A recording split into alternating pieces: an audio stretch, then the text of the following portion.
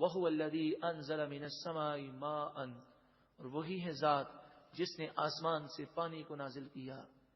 بتائیے کوئی دنیا کی طاقت بارش اگر اللہ تعالیٰ روک دے تو کوئی ہے دنیا کی طاقت جو بارش برسا سکے؟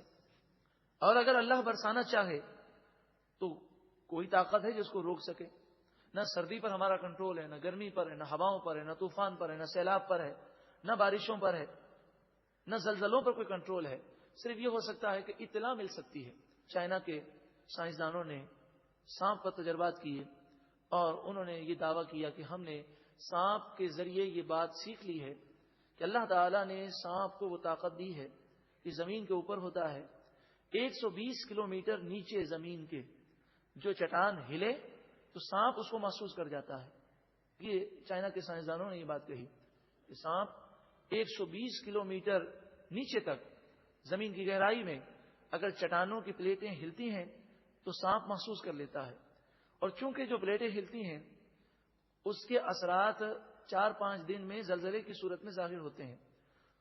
تو چائنا کے سائنسدانوں نے کیا کیا کہ سانپ کے بلوں پر سرکٹ کیمرے اور اس طرح کے کلوز سرکٹ کیمرے لگائے، اور وہ اب ان کا معائنہ کر رہے ہیں کہ جب غیر معمولی طور پر سانپ پریشان نظر آئے تو ہم زلزلے کی پیشن گوئی 5 دن پہلے کر سکتے ہیں۔ لیکن آپ بتائیے کوئی یہ تو پیشن گوئی شاید کر لے کہ زلزلہ آنے والا ہے، لیکن زلزلے کو کوئی روک سکتا ہے؟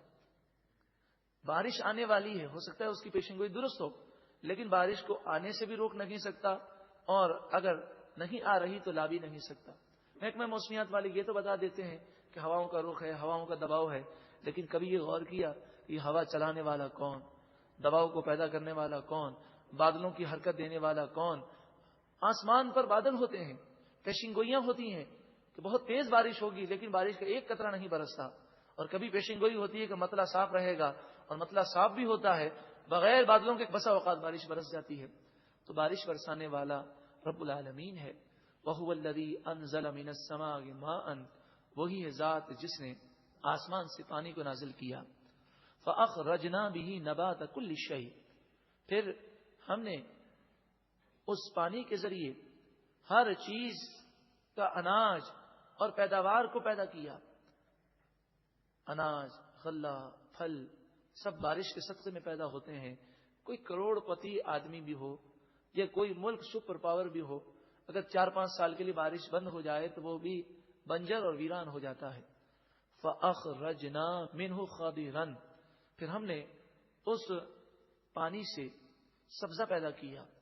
نُخْرِجُ مِنْهُ حَبًّا مُتَرَاكِبًا، وہ پودے پیدا ہوتے ہیں اور پودوں پر حبن کے معنی بیج، دانے ایسے پیدا ہوتے ہیں متراکباً جو ایک دوسرے پر چڑھے ہوئے ہوتے ہیں۔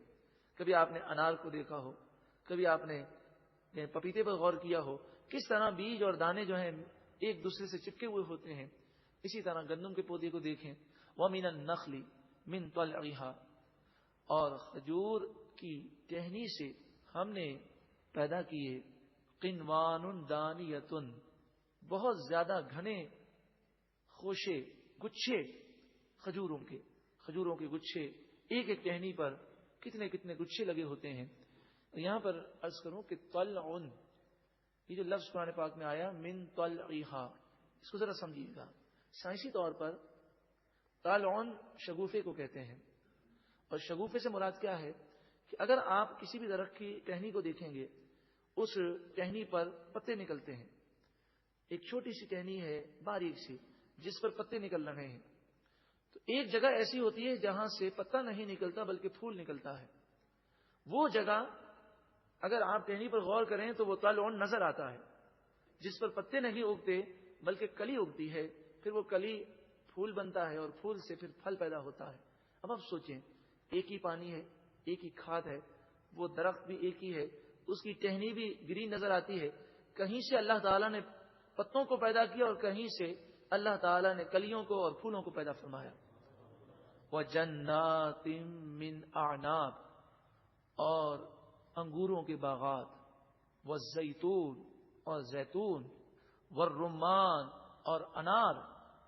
پانی کا کلر اور رنگ اور ذائقہ ایک، کھاد بھی ایک، سب کچھ ایک ہے، مگر کسی پھل میں میٹھا رس ہے، کسی میں کھٹا ہے، کسی کا ذائقہ کیسا ہے، کسی کی شکل و صورت کیسی ہے. مشتبہ وغیرہ متشابہ، بعض چیزوں میں یہ آپس میں ملتے جلتے پھل ہیں اور بعض خوبیوں میں وہ الگ الگ ہیں. انظروا الی ثمرہ، دیکھو ان درختوں کے پھلوں کی طرف، غور کرو. اذا اثمر، جب یہ درخت پھل دے، وینعہ، اور جب یہ پھل پک جائے تو اللہ کی نعمتوں کو یاد کرو، اس کی قدرت پر غور کرو. ان فی ذالکم لآیات لقوم یؤمنون، بے شک اس میں نشانیاں ہیں اس قوم کے لیے جو یقین رکھتی ہے، ایمان رکھتی ہے.